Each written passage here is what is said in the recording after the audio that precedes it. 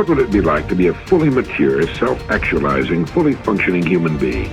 This is the ideal, busy, happy person with all his faculties smoothly functioning in perfect cooperation. No wars going on inside, no hang-ups, no neuroses. The ideal productive person. These self-actualized people are more accurate in their prediction of future events.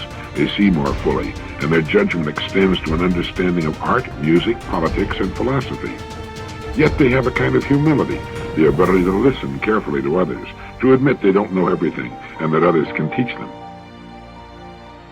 It's so important for you and me to be stretched beyond where we are. It's too easy to just comfortably sit and stop growing. It often doesn't seem to be that necessary to make the push, to make the effort to learn and to grow and to challenge yourself. But let me give you something to think about.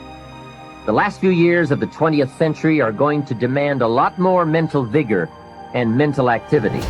The competition and complications of life are going to truly challenge the full capacity of our mentality. So, stretch your mind. What we encounter in the physical world appears to be but a manifestation of invisible cause. The distinguished psychologist and incidentally the inventor of the famous lie detector, William Moulton Marston, wrote, "For years as a psychologist, I've sought in the careers of great and everyday people the inner springs that make for successful living. There are two which seem to me of prime importance. The first is plain old hard work, governed by cool, logical thoughtfulness. The other is sudden, warm, impulsive action." From birth up until the time we are about 18, our learning curve is dramatic, and our capacity to learn during this period is just staggering. We learn a tremendous amount, very fast, but guess when this learning curve starts to taper off? Here's where it usually levels off. When we get our first job, if there are no more exams to take, if there's no demand to get out paper and pencil, why read any more books? Now you will just learn by some experience. But can you imagine what would happen if you kept an accelerated learning curve all the rest of your life? Be that unusual person who keeps up his learning curve. Now, there's a big difference between what you believe and what you know. Everything that you know is something that you have made conscious contact with. So there's nobody out there watching, there's nobody in this world who knows how to swim, who learned it by somebody else telling them that you can swim, or by watching Mark Spitz go through the water, or by observing other people doing it.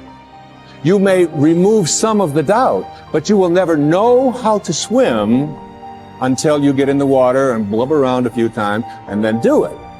And then you'll have a knowing, and that knowing is something that you'll never lose.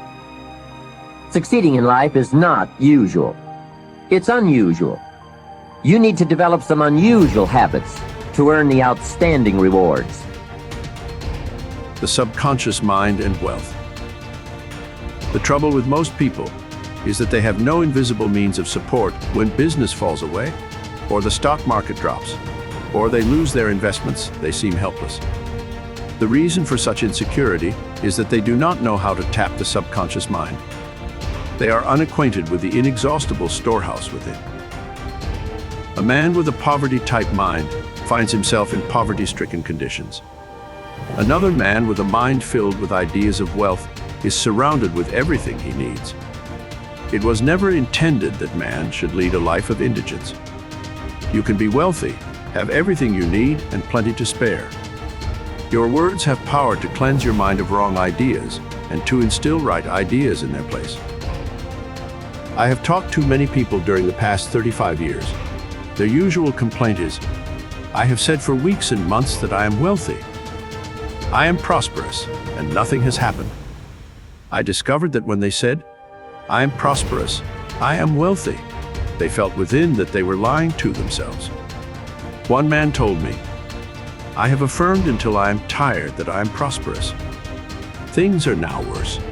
I knew when I made the statement that it was obviously not true." His statements and those of the others were rejected by the conscious mind, and the very opposite of what they affirmed and claimed was made manifest. Autosuggestion succeeds best when it is specific. and it does not produce a mental conflict or argument. Hence, the statements made by this man made matters worse, because they suggested his lack.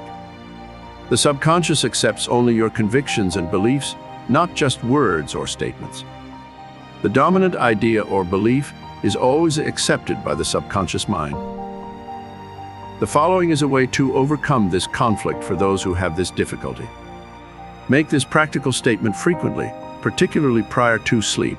By day and by night, I am being prospered in all of my interests. This will not arouse any argument, because it does not contradict the subconscious mind's impression of financial lack. I suggested to one businessman whose sales were very low, and he was greatly worried, that he sit down in his office, get quiet, and repeat this statement over and over again. My sales are improving every day. I am advancing, progressing, and getting wealthier every day. This statement engaged the cooperation of the conscious and subconscious mind. Results followed. The above is a very simple, unique way of impressing the subconscious mind with the idea of wealth. Perhaps you are saying as you read this chapter, I need wealth and success. This is what you do. Repeat for about 5 minutes to yourself, 3 or 4 times a day. Wealth, success. These words have tremendous power. They represent the inner power of the subconscious mind. Anchor your mind on this substantial power within you. Then conditions and circumstances corresponding to their nature and quality will manifest in your life. You are not saying, I am a success, or I am wealthy. You are dwelling on real powers within you. There is no conflict in the mind when you say, wealth or success. Furthermore, the feeling of wealth and success will well up within you as you dwell upon these ideas. The feeling of wealth produces wealth. The feeling of being successful produces success. Keep this in mind at all times.